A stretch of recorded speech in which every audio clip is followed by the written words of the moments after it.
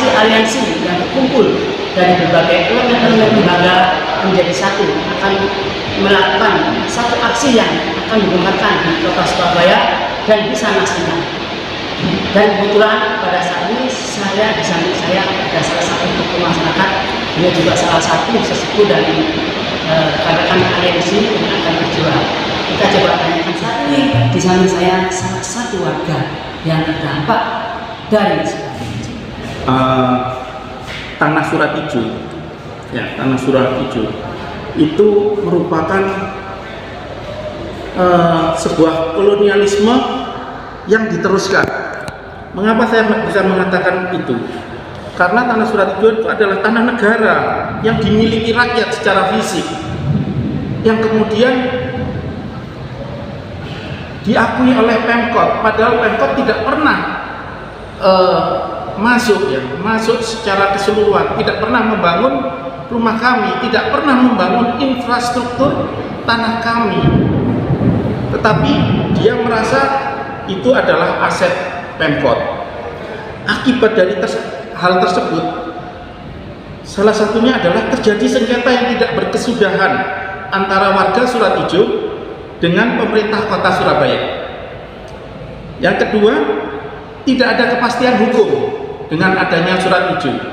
Surat Ijo kalau dalam bahasa formal atau undang-undang yang dipakai oleh Pemkot peraturan daerah, yaitu izin pemakaian tanah.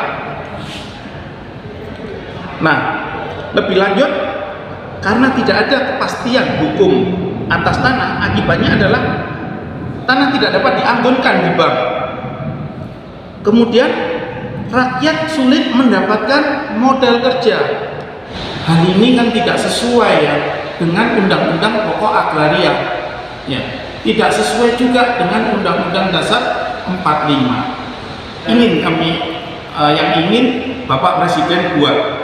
Jadi dari rakyat ini kepingin Pak Presiden membuat keputusan Presiden tentang pelepasan tanah negara yang dianggap aset oleh pemerintah kota untuk diserahkan kepada rakyat yang sudah menempati tanah tersebut.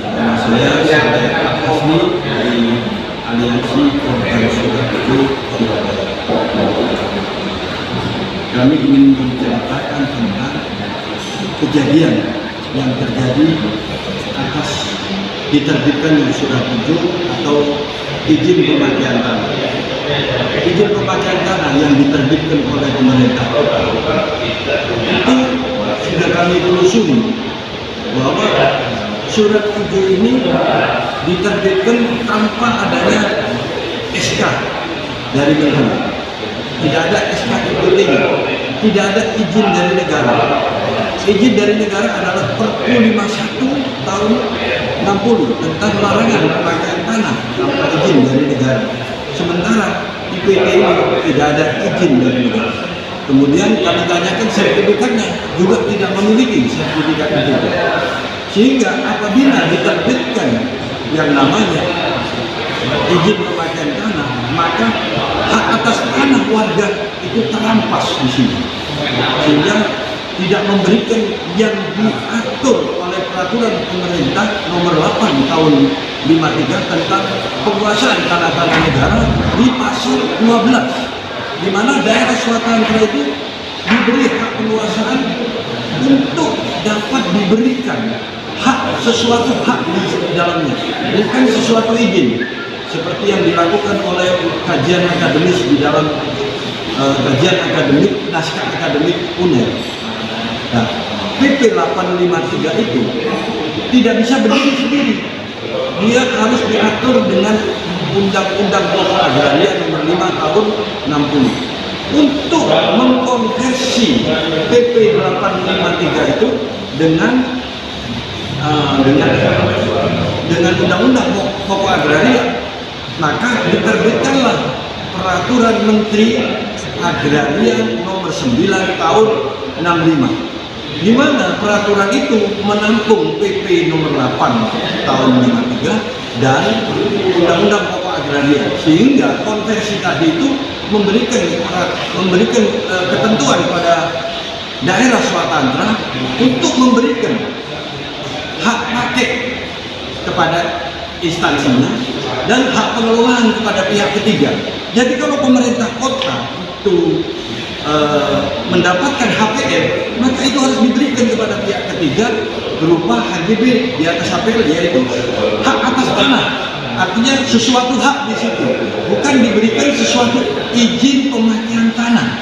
Jadi IPT itu tidak diatur di dalam peraturan Menteri Agraria nomor 9 tahun 65.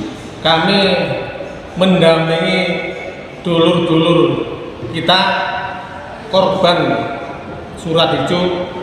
Oleh karena itu kami untuk mengawal dan mendampingi dulur-dulur untuk melaksanakan demo atau menyampaikan aspirasi kepada pemerintah kita, baik di gubernur maupun di wali kota.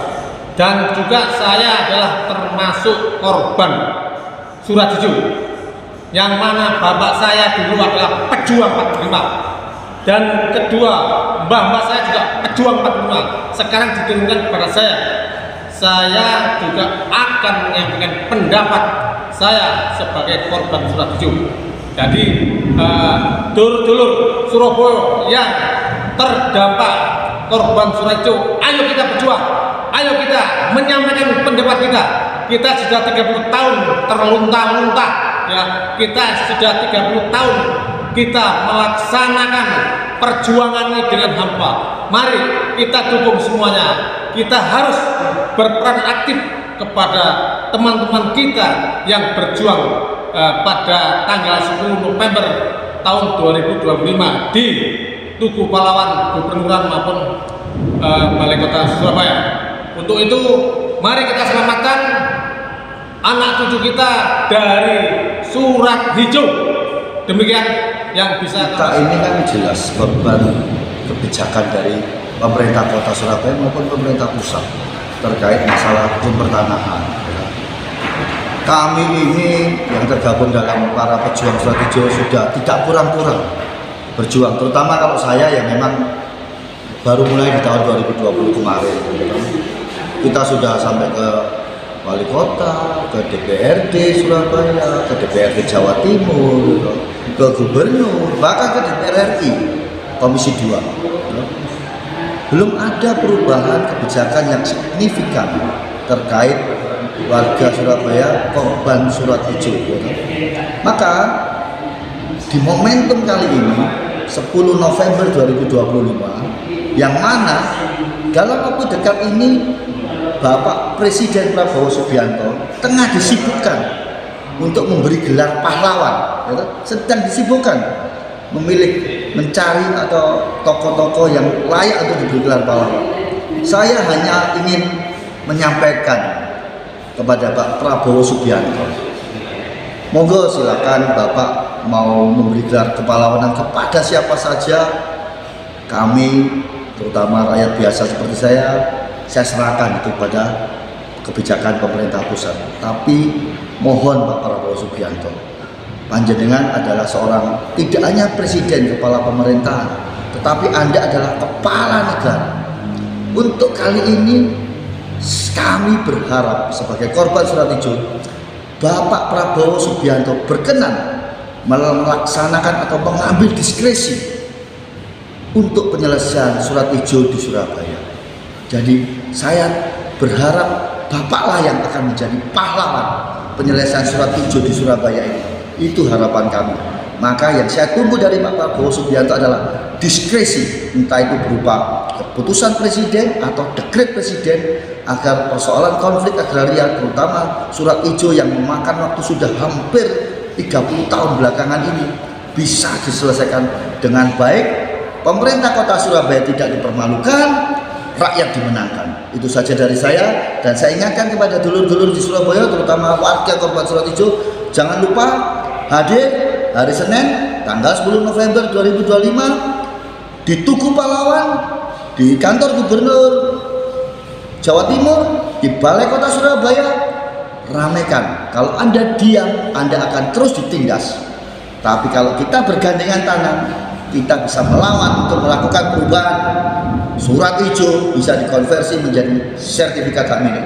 Terima kasih, selamat petang Bapak Prabowo Subianto. Saya Kosma Satrio Kendro mewakili kawan-kawan perjuang arek-arek surat hijau di Surabaya.